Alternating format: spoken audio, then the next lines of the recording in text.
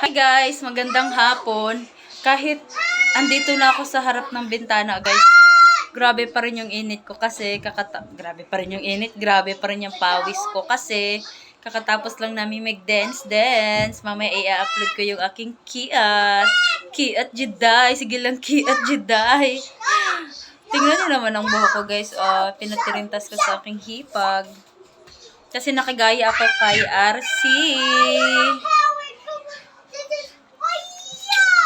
Chi, halika Chi! So, ito yung batang ginaya ko guys, kasi inggitera ako. Ito si RC. Ayan yung kanyang buhok ko. Pero alam niya ba guys, kulot na yung bata na yan at gusto niya pang magpakulot kasi siya daw Sino ka? Si Elsa or si Anna? Ana. Siya daw si Anna. Tapos meron pang isang bata. Siyempre, magha-hi guys yan. Ana. Ay, ikaw si Anna? Di ba ikaw si Cleo? Yes. Alam ko ikaw si Cleo eh. Tayo. Siya daw si Cleo. Siya daw si Cleo.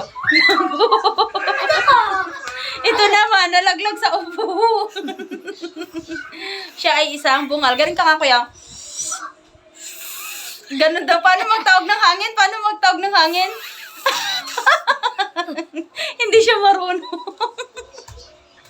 So, ang saya-saya naman kahit mainit. Ay, grabe yung pawis ko. So, nabawasan ako ng mga 0.25 kilos. 0.25 kilos! Kalokang init yarn. So, yan lang guys. Happy lang. Bye-bye. Thank you so much for watching. I love you all.